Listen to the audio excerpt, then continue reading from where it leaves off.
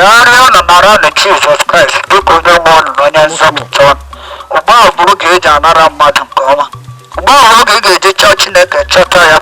Akwụkwọ Matiu isi 3 malite nke 16 na-ekwu, Jehova hụrụ ụwa n'anya otu a, ọbụladị na o zitere ọkpara ya ọ mụrụ naanị ya, na onye ọbụla kwere na ya na a ga-azọpụta ya. Ebe 17 na-ese, akpewe onye na ọ bịaghị ka ọ zọpụta ụwa kama ka ọ bịara ka ọ napụta ha.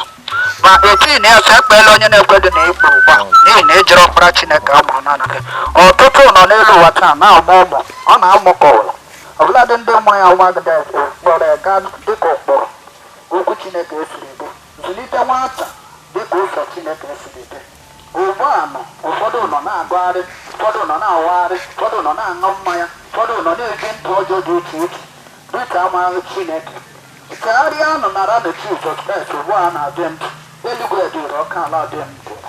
Zụlite nwata, zụlite nwa gị n'ụkpụrụ nke Chineke, ịtụ egwu Chineke.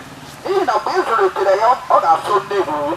Ọgada na-abụ onye na-aṅụ mmanya, gada abụ onye na-akwa iko, gada abụ onye na-eji ndụ ọjọọ dị iche iche. Nabata Jizọs Kraịst uwe na-adị ndụ. Kwere na n'aha Jizọs ka ọ dịrị gị na mma. Kwere na n'aha Jizọs ka ọ dịrị gị. Onye ozi ọma biko eweli iwe.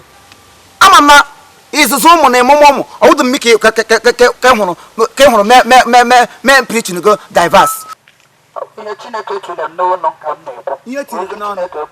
Ihe o tiri gị n'ọnụ kwa ya. Ya tiga gosi gị kparịwa m. Gị hụ dị mkpa aka m na-atọrọ m ikpe emume ụmụ. Maka Chineke imega ji m tie ekpele n'obodo m. Maka Chukwu ma m egburu gị ịkpọ mbaskat.